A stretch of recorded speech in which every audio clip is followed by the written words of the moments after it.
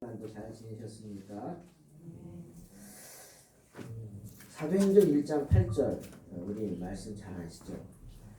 오직 성령이 너희에게 임하시며 너희가 권능을 받고 예루살렘과 온 유대와 사마리아와 땅 끝까지 이르러 내 증인이 되리라 하십니다. 주님이 승천하시기 전에 제자들에게 하신 마지막 말씀입니다. 여러분, 사람이 마지막에 세상을 떠나기 전에 자녀들에게 한마디 하면 그게 뭐죠? 유언이죠, 유언.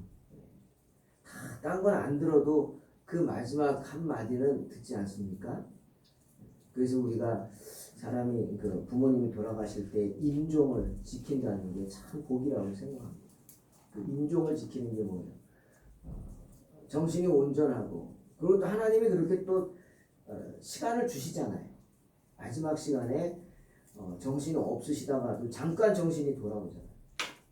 그때 이제 정리하는 거죠. 그러면서 마지막 당부하고 유언을 합니다. 주님이 승천하시기 직전에 제자들에게 마지막으로 하신 말씀이에요. 유언이요 당부입니다. 그게 뭐라고요? 우리가 은혜 받으면 뭐 하려고 그래요? 은혜 받고 내가 좋아지는 거죠.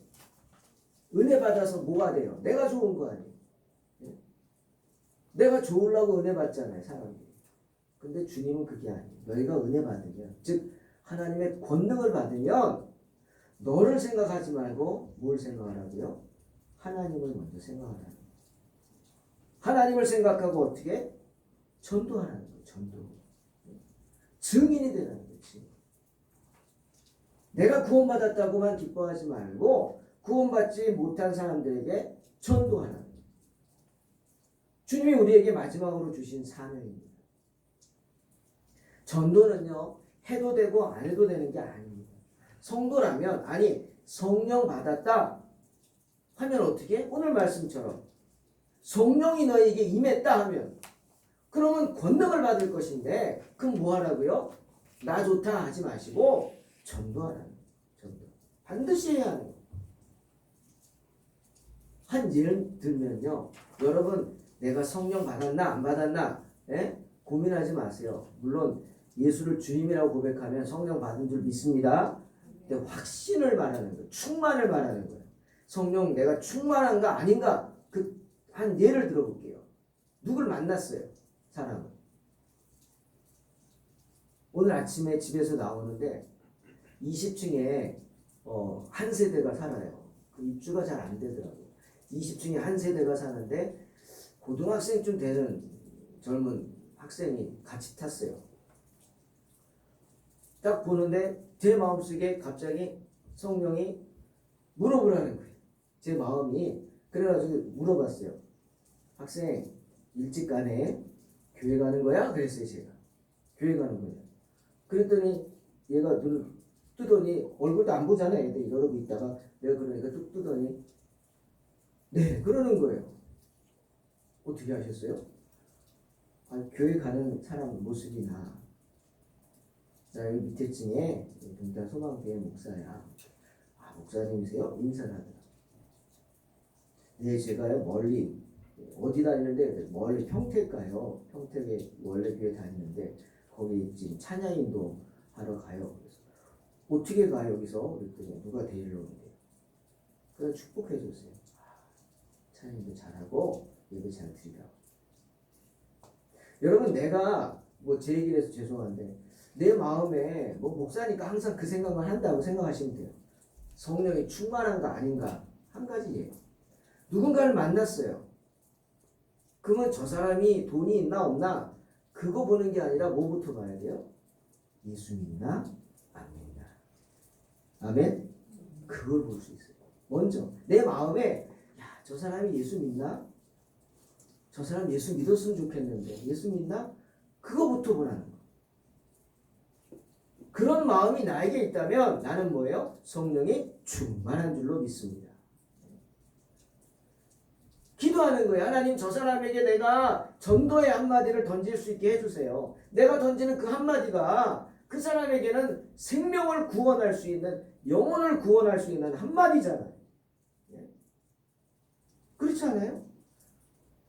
그냥 지나가는 말로 농담이 아니라 그냥 정말 진실한 말로 한마디를 던질 수 있다면 많이 힘드시죠? 뭐 이렇게 한마디. 많이 힘드시죠? 그 말은 뭐예요? 위로하는 말이잖아요. 그러면서 대화가 되면 그 다음에 복음을 전할 수 있죠. 기도해야 돼. 내가 만나는 사람에게 전도의 한마디를 던질 수 있게 해달라. 그 한마디가 사람을 살리잖아요. 근데 여러분 전도할 때 어떤 말로 시작합니까? 뭐 그냥 다짜고짜 당신 죄인입니다. 회개하세요. 뭐 길거리 가다 보면 막 그러잖아요. 전철 타면 저도 기분 나쁘다고요. 타고 있으면 막 이렇게 무슨 엽기적인 모습으로 막 나타나셔가지고 회개하시오 뭐 회개하라고 막 그러면 맞죠. 맞는 말이에요. 틀린 말 아니죠. 뭐 충격요법인지는 모르겠어요.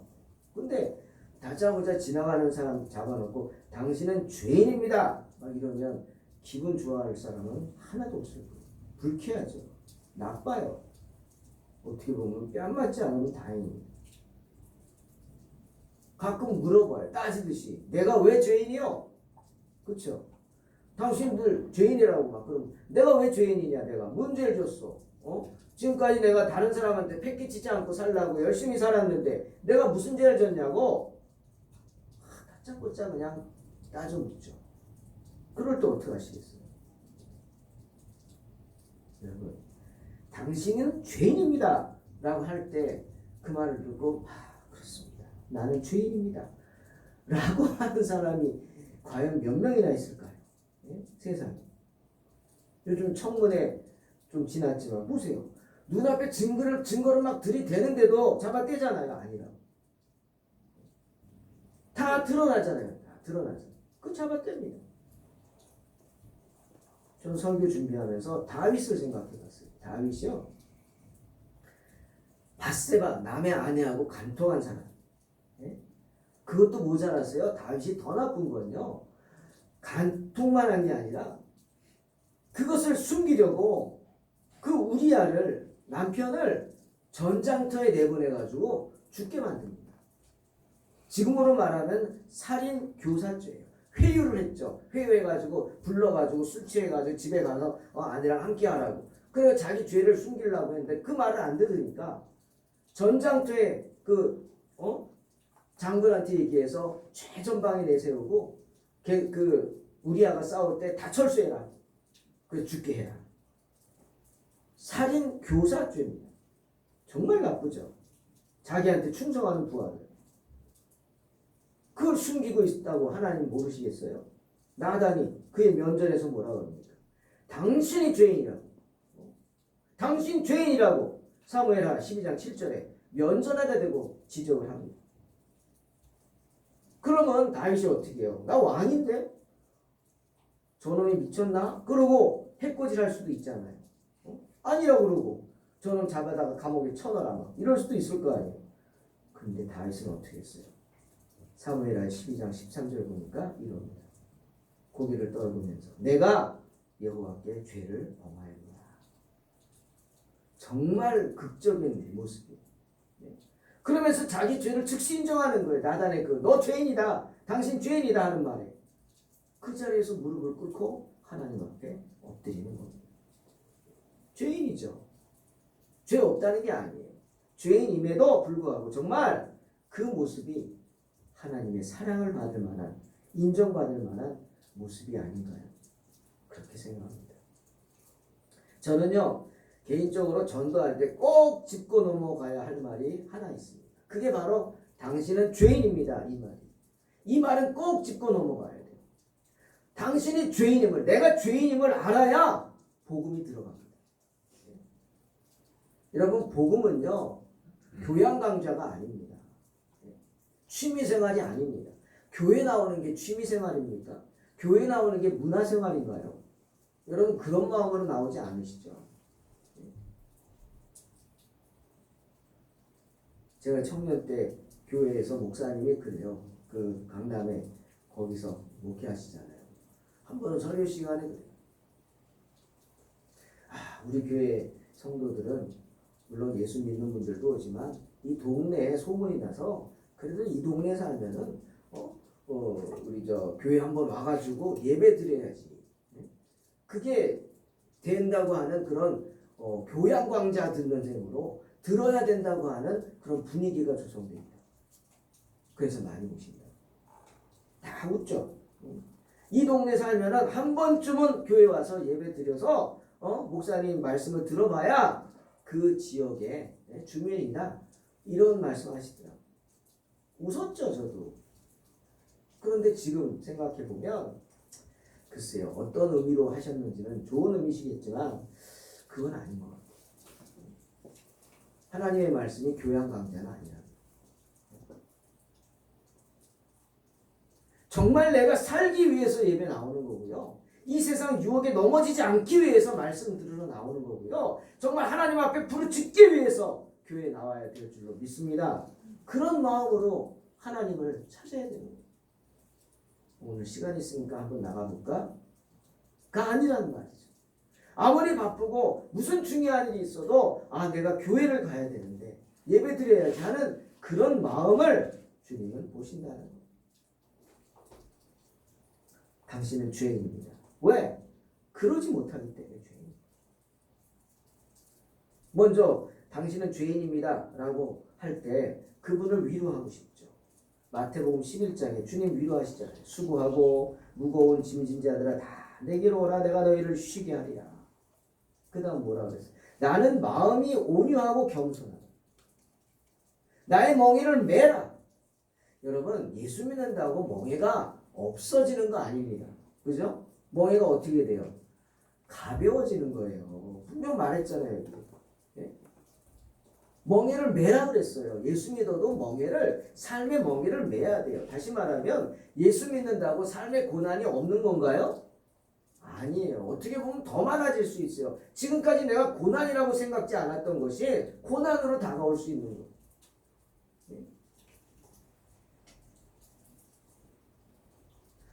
그저께인가요? 어떤 목사님 오셔서 차 마시고 이렇게 있는데 문 밖에 저쪽이 건너편에서 어떤 여자분이 한 30대 중반 된 분인데 이렇게 멋있게 서 있어요. 멋있게 서 있더니 갑자기 연기가 나는 거예요. 담배 피는 거예요. 담배를 여자분이 멋있게 피시는 거예요. 근데 그 모습을 보는데 굉장히 좀 안쓰러워요. 그냥 초보가 아니에요. 저도 담배는 못 피지만 어떤 게 진짜 열심히 피는 건지 알거든요. 깊게 들이마셔가지고 연기가 이 속에서 한 10초 이상 맴돌다가 팍 하고 내뿜더라고요. 이건 보통 많이 피는 그게 아니에요.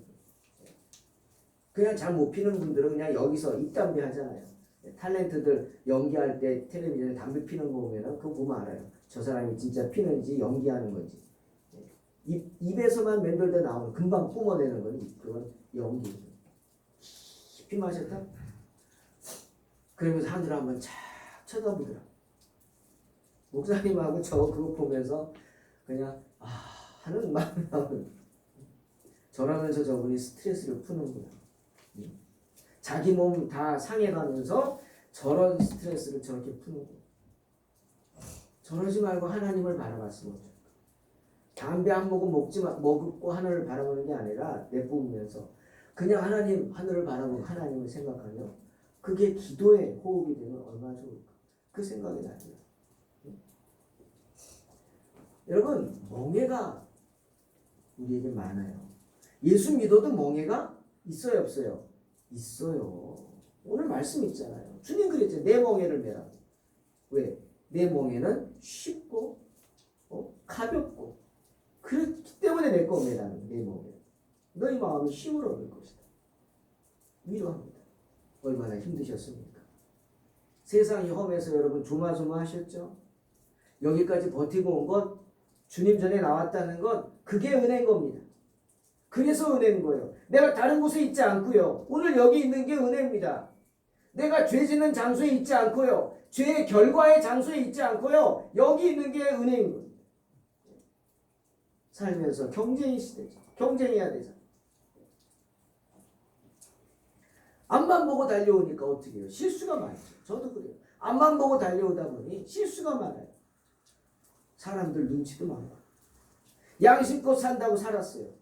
하지만 양심을 외면하는 내 모습을 보고 여러분 실망한 적 없으십니까? 잘 버티셨습니다. 그래도 주님 울타리 벗어나지 않고 여기 있다는 게 더 이상 죄짓지 않고 있다는 게 잘 버티셨습니다. 축복합니다. 이렇게 위로를 합니다. 이건 주님의 위로입니다. 하지만 주님 말씀하시죠. 이사야 43장 1절에 야곱아 너를 창조하신 여호와께서 지금 말씀하시느니라. 이스라엘아 너를 지으신 이가 이제 말씀하시느니라. 너는 두려워하지 말라. 내가 너를 구속하였고 내가 너를 지명하여 불렀나니 너는 내 것이라. 하나님 여러분 다 아십니다. 우리가 얼마나 열심히 살아왔는지를 다 아십니다. 여러분이 살아온 시간들을 하나님은 하나도 놓치지 않고 다 아시는 줄로 믿습니다. 다 아십니다. 그 수고, 그 아픔, 그 눈물, 특히 시편에 보면 우리가 기도하면서 흘리는 눈물은요 하나님이 병에다 다 담아주신다. 기도하면서 늘 흘린 눈물은 병에다 담아두신다. 그 정도로 우리를 지켜보고 기억하신다. 우리가 그렇게 열심히 살아온 시간들을 나무라시는 거 아닙니다. 하지만 당신은 죄인입니다. 주님은 안타까워하시죠. 왜 그렇게 힘들게 살아왔는지. 그렇게 힘들게 살아온 목적이 잘못됐기 때문에 영생의 삶을 모르잖아요. 그런 영생의 기쁨도 모르죠. 그냥 담배 한 꼬치 하나가 한 개피가 주는 그 니코틴의 쾌락이 내 스트레스를 풀게 하는, 자기 몸은 죽어가고 상해가는 것을 모르면서 그런 것을 안타까워하십니다. 영생을 얻지 못하는 걸 안타까워하십니다. 왜요? 당신이 죄인인 이유? 혼자 살아왔기 때문에. 하나님 없이 혼자 살아왔기 때문에, 비록 열심히 살았지만 하나님과 상관없이 살아왔기 때문에 당신은 죄인인 겁니다. 여러분 우리 속담에 깨진 독에 물 붓기라는 말이 있죠. 이거 좋은 말인가요? 나쁜 말인가요? 나쁜 말이죠. 깨진 독에 물 부어봤자 뭐합니까? 아무리 물을 부으면 뭐예요? 채워지지 않는데. 줄줄 새는데. 채우는 만큼 수고하는 만큼 나는 손해죠. 깨진 독에 물 붓기. 근데 우리 인생이 그렇다고 성경은 말씀하세요. 로마서 3장 13절에 저희 목구멍은 열린 무덤이야. 그게 깨진 독에 물 붓기예요. 저희 목구멍은 열린 무덤이에요. 아무리 채워도 깨진 독처럼 차지 않는 것이 세상 욕심입니다. 만족 없는 것이 인간의 욕심이에요. 열린 무덤이라니까요. 사람이 죽어 나가도 계속 죽어 나가도 끝도 없이 죽어 나가야 하는 것이 열린 무덤입니다. 이 세상의 어떤 것으로도 우리 마음을 채울 수 없다는 말씀. 설교 준비하는데 누가복음 23장에 예수님과 함께 십자가에 못 박힌 강도들 이야기가 생각이 났어요. 여러분 아시다시피 십자가 처형은 정말 끔찍해요. 어느 정도냐? 그 형을 집행하는 로마인들이요. 그 십자가에 달려가지고 짧게는 3일, 길게는 일주일. 기록에 보면 제일 오래 매달렸던 죄인이 일주일 동안 그 십자가에 달려가지고 피 흘리고 목마르고 늑골이 눌려가지고 질식해서 그 죽어가면서 뭐 하겠어요 여러분? 깨끗이 죽어갈까요? 조용히? 얌전히? 그 십자가에 달려가지고 그 악다군이라는 거 있죠. 악다군이 있으면서 세상을 저주하고 부모를 원망하고 왜 나를 낳냐는 거다. 만났던 사람들 저주하고 십자가에 못 박은 그 로마 지키고 서 있는 군인들 저주하고 너무 끔찍하죠. 그 죽어가면서 비명지르고 그 악다군이 쓰는 모습. 그게 너무도 괴로워서 로마 군인들이요 자기들끼리 뇌물을 주고 순서를 바꿨대요. 돈 주고 네가 해라 내가 돈 줄게. 그러고 안 한다. 그만큼 끔찍한 게 십자가 처형이에요. 근데 거기 예수님이 다니셨어요. 그리고 양쪽에 강도들이 달렸어요. 한번 생각해 봅니다. 그 흉악한 죄인만이 달리는 십자가에 달린 강도들, 그들이 처음부터 나빴을까요? 난 아예 인생을 나쁘게 살 거야, 흉악하게 살 거야, 그리고 살았겠냐? 아마 그랬겠죠. 환경이 어려웠겠죠. 어려운 환경에서 태어났을 겁니다. 아마 태어나자마자 부모가 버렸는지도 모릅니다. 하지만 그런 가운데서도 어떻게든 살아보려고 나름 애를 썼을 겁니다.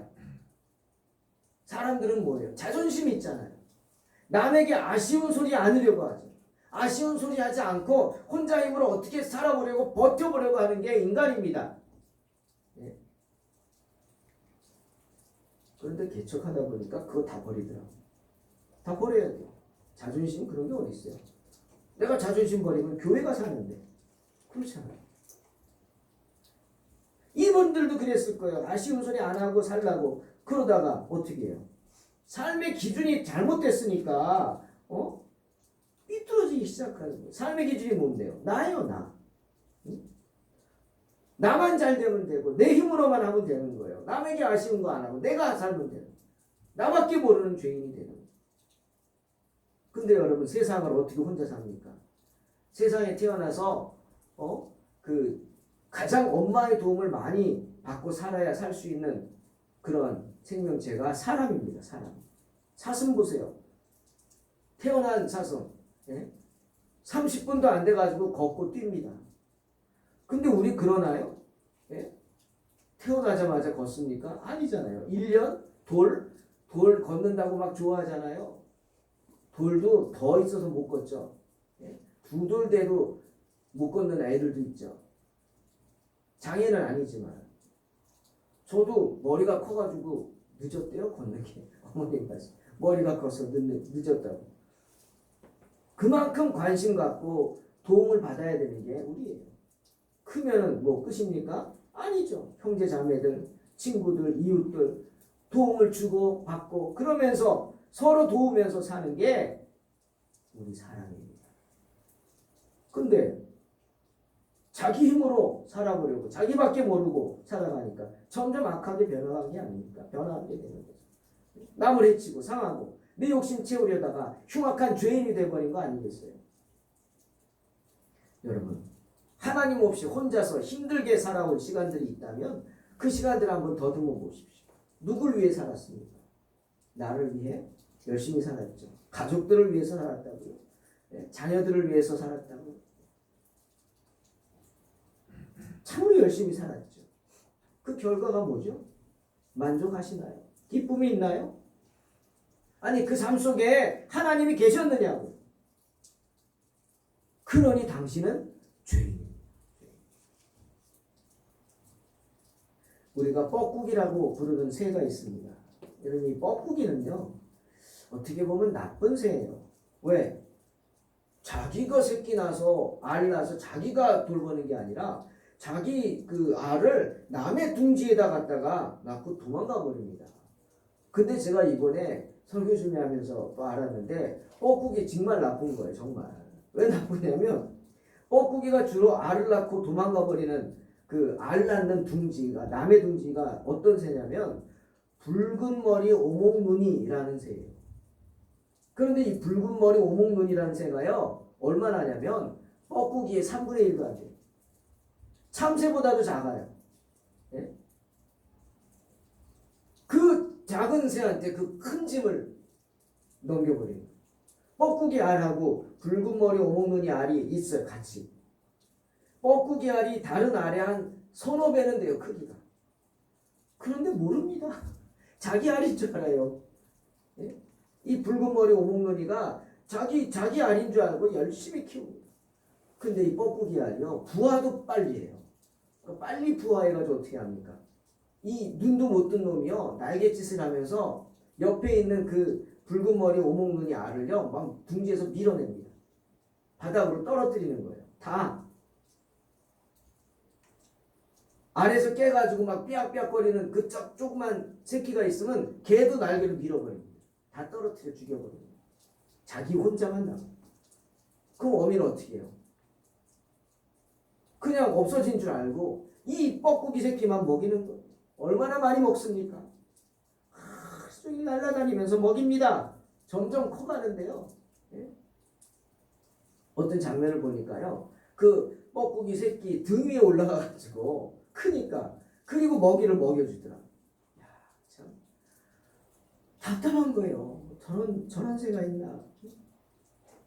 그러다가 어미가 지쳐서 죽는 것도 있대요. 그러니 뭐예요? 다 헛고생인 거예요. 헛고생. 자기 새끼도 아닌데. 어리석죠. 그렇게 헛고생을 하면서도 모르고 자기 죽어가면서 새끼를 먹이는 거. 교활한 뻐꾸기에게 당하는 거죠. 여러분, 혹시 여러분도 붉은 머리 오목눈이처럼 그렇게 인생의 뻐꾸기들에게 당하며 살진 않으셨나요?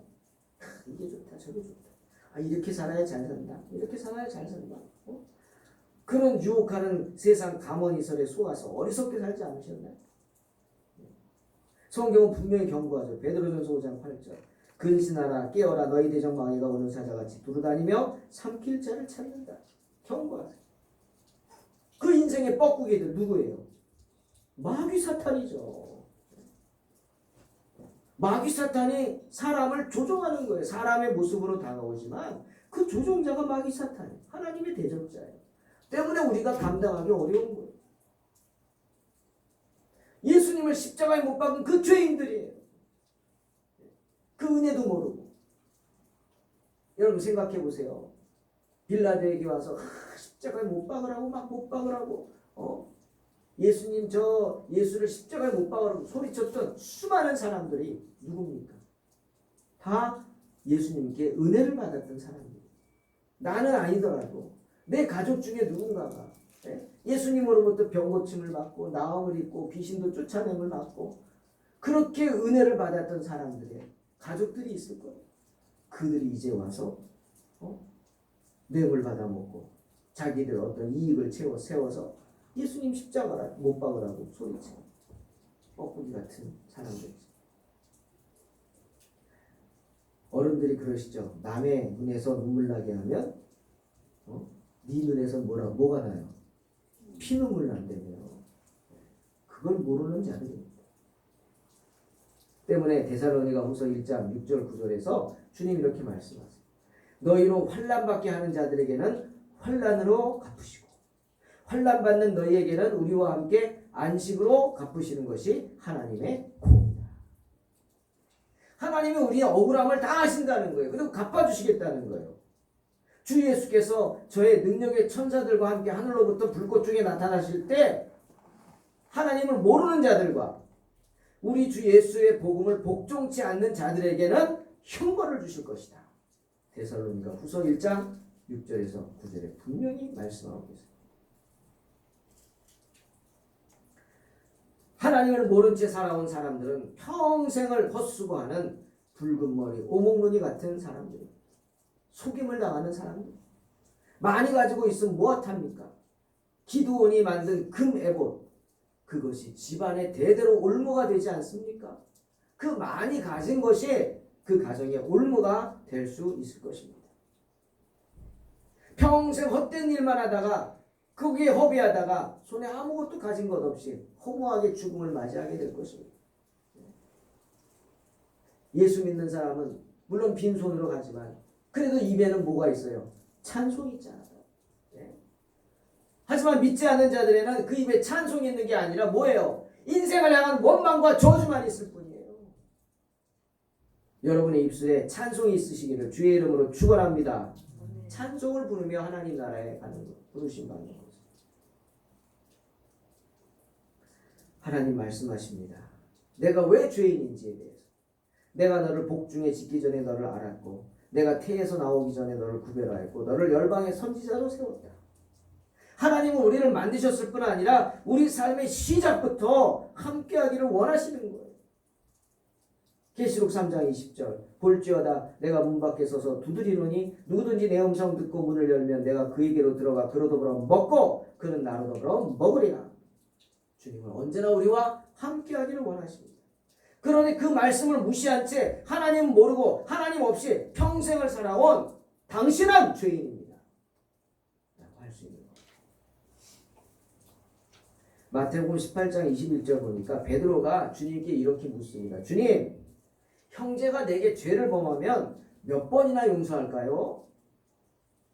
갑자기 문맥을 보는데 왜 이 질문이 나올까 이해가 안 되는 거예요. 그 앞뒤를 보잖아요. 그때 생각나는 게 있었습니다. 아마도 이 베드로가 사람들한테 많이 당한 것 같아요. 여러분 생각해 보세요. 예수님을 쫓았던 제자들이 제대로 먹었나요? 얼마나 배가 고프면 밀밭 사이를 가다 미리사 비벼 먹었겠어요.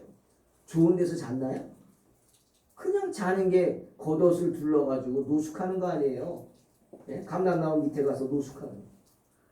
한두 명이 아니죠. 많은 사람들이 그렇게 예수님을 쫓아다닙니다. 자, 유대인들이 볼 때 그들은 뭐예요? 그냥 거짓대예요. 거짓대. 예? 어디서 거짓대가 와서 휩쓸고 지나가는 것 같은 거예요. 수많은 사람들이 와가지고 제대로 먹지도 못해, 마시지도 못해, 제대로 자지도 못해, 제대로 씻겠어요? 그런 모습으로 정말 그들의 보기에는 거짓대처럼 몰려다니죠. 그러니 비난했겠죠. 예? 베드로를 비난했겠죠. 베드로 누군데? 수제자잖아요. 대표잖아요. 예? 돌멩이는 안 던졌을까요? 돌도 던졌을지 몰라요. 비난하면서. 베드로가 어떻겠어요? 사람인데. 화가 났죠. 저것들은 그냥 그런 마음 안 생겼겠어요? 마태복음 5장에 보면 그런 분위기가 나와요. 화가 막 나는 거예요. 화가 나니까 제자들이 그런 마음을 품는 거예요. 이를 갈겠죠. 그런 사람들 향해서. 그래, 눈에는 눈, 이에는 이단 너네들. 조금만 기다려봐라. 내가 다 갚아줄 테니까. 이런 마음을 품었어요. 그러자 주님이 뭐라 그랬어요? 아니, 나는 너희에게 이른다. 악한 자 대적하지 말라. 누구든지 내 오른뺨 치거든 왼뺨 돌려대고 너를 송사하여 속옷 가지고자 하는 자는 겉옷까지 가지게 하고 누구든지 너를 억지로 오리를 가게 하거든 그 사람과 십리를 같이 가져라. 기가 막힌 말. 오늘도 베드로가 주님 몇 번을 용서할까요? 7번까지 용서할까요? 합니다. 대단하죠. 어떻게 7번을 용서합니까, 여러분? 한 번은 용서할 수 있을지 몰라도 7번씩이나 용서한다? 그것도 대단한 거예요. 아마 베드로는 칭찬받기를 원해서 그렇게 말했을 수 있어요. 근데 주님 뭐라 그랬어요? 아니, 70번씩 7번이라도 용서하라. 기가 막히네요. 오른뺨 때리면 왼뺨 돌려대라고. 네? 속옷을 빼앗으면 겉옷까지 벗어줘라. 억지로 오리 가면 심리를 같이 가져라. 저는 청년 때 이 말씀 때문에 굉장히 고민이 됐어요. 이게 뭐지? 주님, 오른뺨을 때리면 그래 한번 여기서 죽어보자 막 이런 마음으로 달려들어서 너 죽고 나 죽자 막 싸울 판인데 그 꼭 참고만 있어도 대단한 거 아닙니까? 근데 또 왼뺨을 돌려대라고요? 설교 준비하는데요. 흥부가 생각났어요. 여러분 흥부 아시죠? 놀부 아내가 밥 짓는데 기웃거리는 흥부 보고는 밥 주고 그러고 그냥 오른뺨 싸대기를 날렸습니다. 그러니까 밥알이 붙잖아요. 그 흥부가 아프면서도 밥알 붙은 거 띄워 먹으면서 뭐라 그랬어요? 왼뺨 돌려댔어요. 여기도 때려달라고. 흥부가 예수 믿었나 봐요. 그죠? 흥부가 예수 믿었나 봐요. 아니 내가 흥부도 아니고 오른뺨 맞으면 달려들지 않으면 되지. 무슨 왼뺨을 돌려대나? 그 생각했어. 다시 묻습니다. 이렇게 살아야 하는 게 하나님과 함께하는 사람인데 여러분 그렇게 사셨습니까? 묻습니다. 여러분 죄인입니까? 아닙니까? 네? 죄인입니까? 아닙니까? 하나님 묻습니다. 죄인입니다. 70번씩 7번까지 용서하라고요? 490번이에요. 490번 하고 491번째 넌 죽었어. 아니잖아요. 그게. 나한테 잘못하고 가서 잘못했다고 와서 하면 무조건 용서하라는 거예요. 네? 여러분 부모의 마음이 그런 거죠. 자식이 잘못을 저지르고 나갔어요. 그리고 돌아와서 잘못했다 그래요. 그럼 부모는 어떻게 해요? 버선발로 뛰어나가서 맞아주고 금가락지 빼주고 소잡는 게 어머니 아버지 마음이죠. 탕자의 비유가 그거잖아요. 다른 사람한테도 그런 마음을 가지고 살라고 주님 말씀하시는 거예요. 그런 사람에게 다툼이 있겠냐는 거죠. 그런 사람에게 무슨 인간적인 문제가 있겠어요. 세상에 그런 사람이 어디 있냐는 말이에요.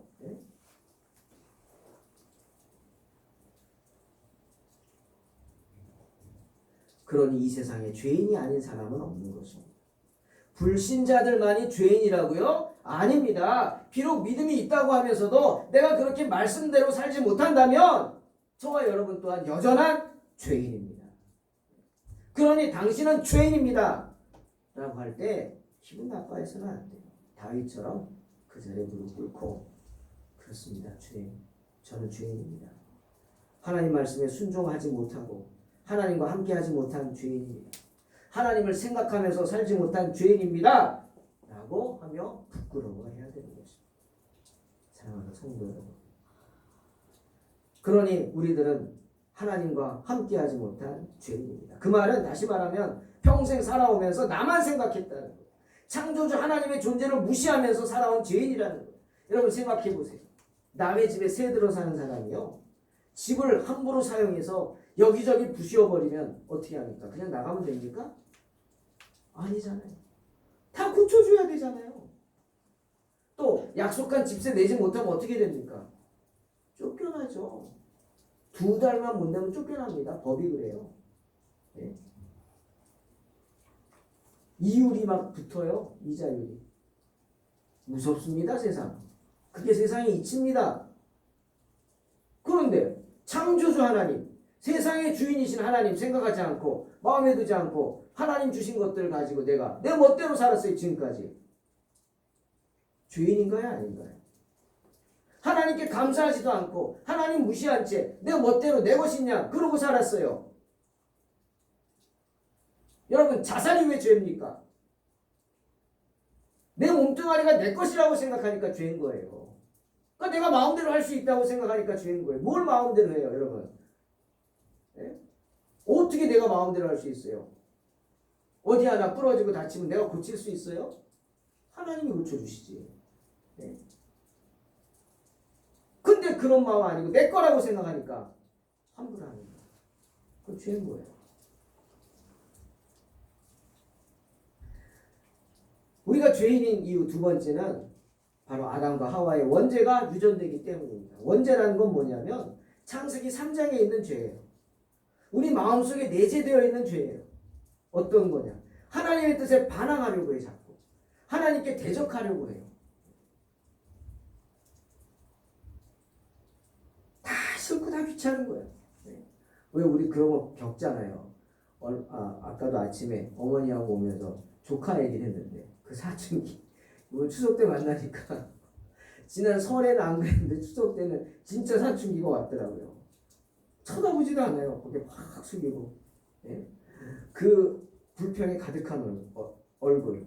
그래서 내가 야 힘드냐? 그랬더니 네 그러더라고요. 벌써 네도 아니에요. 네 그러고 힘들어. 이 사춘기. 우리는 맨날 사춘기에 빠져 있는 거예요. 죄 가운데 빠져 있는 거예요. 다 싫어. 다 귀찮아. 뭐든지 좋은 것도 다 간섭으로 여겨. 제가 6.25 때만 되면 자꾸 떠오르는 영상이 있어요. 요즘은 나오는지 모르겠는데 원죄를 생각할 때마다 가장 먼저 떠오르는 장면이에요.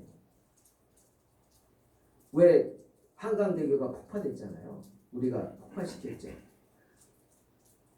그래가지고 막 비행기가 또 막 와서 폭격하면서 그때 또 많은 사람들이 죽었잖아요. 근데 어린 딸을 업고 가던 엄마가 폭격을 당해서 죽습니다. 근데 엄마는 딸을 살리려고 딸을 가슴으로 품고 폭격을 당해서 자기가 파편 다 맞고 죽습니다. 엄마가 희생해서 딸이 살아남았어요. 단발머리 여자애가 한 3살, 2살쯤 된 애가 막 옆에서 울고 있어요. 영상 기록으로 종군 기자가 찍은 거. 울다가 막 엄마 막 가슴을 밀치는 거, 비벼대는 거예요. 슬퍼서 울까요? 아니에요. 배가 고파서 우는 거예요. 그러더니 엄마의 젖꼭지를 막 빨면서 죽은 엄마예요. 정신 안 나오니까 또 막 울어대는 거예요. 슬퍼서 우나요? 아니에요. 배가 고파서 우는 거예요. 사랑하는 성도 여러분, 이게 우리 모습입니다. 엄마가 죽든 말든 내 배만 채우면 되는 거예요. 물론 어린애가 뭘 알겠냐 그러시겠지만 아니요. 그래도 여러분도 생각해보세요. 나만 생각하는 게 인생입니다. 나밖에 모르는 이기적인 것이 우리 인생인 거예요. 뱀이 묻습니다. 창세기 3장 1절 하와에게 야 하나님이 너희 보고 동산나무의 실과를 먹지 말라고 했니? 진짜? 하와가 당당히 대답합니다. 뭐라고요? 아니 아니라 동산나무 실과 다 먹으라 그랬다고. 단 산 중앙에 있는 나무의 실과는 하나님 말씀에 너희는 먹지도 말고 만지지도 말라 너희가 죽을까 하노라 하셨다. 하와는 알았어요 몰랐어요? 알았어요. 하나님이 다 주셨지만 한 가지만은 안 된다고 하고 부탁하신 거예요. 절대 먹으면 안 돼. 너 이거 먹으면 죽어. 너희 때문에 그런 거야? 알았어요. 근데 뱀이 뭐라고 유혹했어요? 그 유혹을 잘 새겨보세요. 아니 너희 결코 죽지 않는다. 그거 먹어도. 그거 먹으면 도리어 너희가 하나님처럼 돼. 너희가 하나님처럼 된다 그랬어요.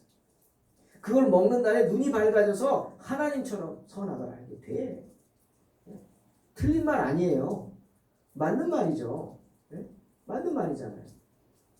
하지만 하나님이 부탁하시고 하지 말라 그러셨어요. 뱀이 부추긴 거예요. 하와에 뭘? 이기심. 너도 하나님처럼 될 수 있어. 교만한 마음. 네가 가져. 그거 먹으면 많은 거 얻을 수 있어. 선악을 알게 되고 너 많은 거 얻을 수 있어. 너 빨리 먹어. 근데 하와 보세요. 죽는 거 알고 먹었으면 자기만 죽으면 되는데 그거 어떻게 했어요? 아담은 아무것도 모르는데 딱 따다가 아담에게 가져다 줘요. 이거 먹으라고. 아담이 그랬죠. 이게 뭐지? 이게 뭐야? 이거 선악과야. 얘기했을까요? 안 했을까요? 네? 성경에는 몰라요. 그냥 아담에게 주어 먹었다 그래요. 안 했을 것 같아요. 맛있는 거야 먹어봐. 왜? 야 어떻게 죽어도 나만 죽냐? 같이 죽자. 네? 야 우리 같이 죽어. 한 몸이잖아. 이게 뭐예요? 이기심이에요. 정말 이기적인 생각 아닙니까? 같이 죽자고. 그 죄가 원죄고 그게 우리에게 유전되는 거예요. 때문에 로마서 5장 12절에 이러므로 한 사람으로 말미암아 죄가 세상에 들어오고 죄로 말미암아 사망이 왔나니 이와 같이 모든 사람이 죄를 지었으므로 사망이 모든 사람에게 이르렀느니라 말씀하시죠. 그러니 아무리 착하게 산 것 같아도요 당신은 죄인입니다 말할 수 있는 거예요. 하나님 앞에서 모든 사람이 죄인이기 때문에 그 원죄로 인해서 그 악한 본성으로 인해서 하나님을 떠나 내 마음대로 살려고 하는 그 죄 저와 여러분에게 내재되어 있다는 것을. 그런 죄의 문제를 어떻게 해결할 수 있습니까? 없어요. 죄의 문제 우리 힘으로 절대 해결할 수 없습니다. 때문에 오늘 말씀에 모든 사람이 죄를 범하였음에 하나님의 영광에 이르지 못한다 분명히 말씀하시는 거예요. 하지만 그러면서 해결책도 제시하시죠. 그리스도 예수 안에 있는 구속으로 말미암아 하나님의 은혜로 주님의 은혜로 값없이 의롭다 하심을 얻은 자 되었느니라. 그 해결책이 뭐예요? 십자가 대속의 은혜. 여러분 탕감이라는 단어 아십니까? 탕감이라는 단어는 좋은 겁니다. 세금이나 빚 따위를 덜어주거나 모두 없애주는 거예요. 도저히 빚을 갚을 능력이 없는 사람을 구제하기 위해 만든 제도가 탕감이에요. 여러분 기억하시죠? IMF 외환위기 1997년 국가가 도살할 위기 국가가 폐업한단 말이에요. 경제적으로 폐업. 그 위기에 우리나라는 어떻게 했어요? IMF라는 국제금융기관에 돈 구워달라고 요청했어요. 그걸 구제금융이라고 표현하죠. 돈 좀 구워달라고. 빚 갚으라고 난리인데 얼마나 무섭습니까? 빚쟁이가. 그 빚쟁이가 우리나라가 아니라 외국 일본국 뿌리죠. 그걸 갚아야 되는데 못 갚으니까 높은 이자를 내고 우리가 사채도 쓰고 뭐 카드론도 쓰잖아요. 쩔쩔매잖아요. 시중은 뭐 2, 2%, 3%, 4% 이런데 카드론은 25%, 뭐 24% 막 기가 막히죠. 무섭죠. 근데 어쩔 수 없이 써야 되잖아요. 또.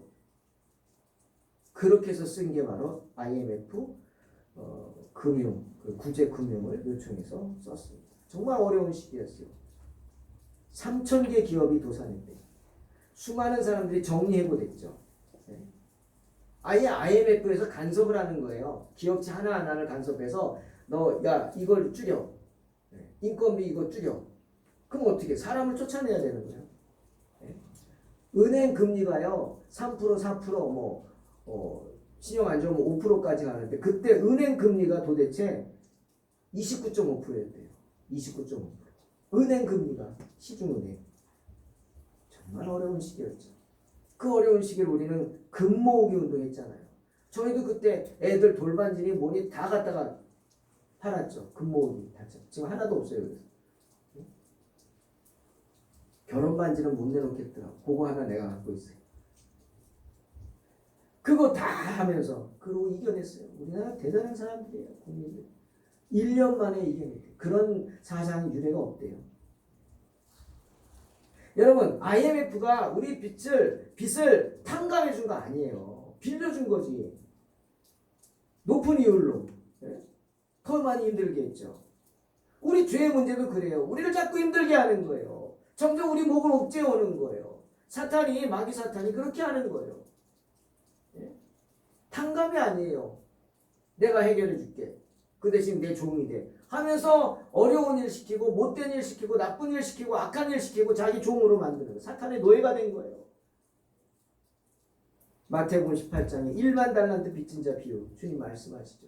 1만 달란트가 얼마나 큰 돈인 줄 아십니까? 노동자를 그 인건비를 그냥 한 7만 원, 요즘 10만 원쯤 하나요? 7만 원 계산하면요. 16에서 17만 년 동안 17만 년 동안 한 푼도 쓰지 않고 모아서 갚아야 하는 돈이에요. 그럼 뭐 IMF에 도움을 요청할 수 있어요? 없죠. 누군가 도와준다 그래도 이자가 이자를 낳고 이자가 이자를 낳아서 안 돼요. 갚을 수 없어요. 근데 그 1만 달란트를 주인이 어떻게 해요? 탕감해 줍니다. 갚지 마라 하는 거예요. 이게 얼마나 큰 은혜입니까? 한 푼도 갚지 않아도 된다. 탕감해 주는 거예요. IMF는 빌려주고 높은 이자 꼬박꼬박 챙겨갔지만 하나님은요 그 큰 빚을 모두 다 탕감해 주셨어요. 우리가 도저히 갚을 수 없는 걸 아시고 하나 남김없이 탕감해 주셨다고요.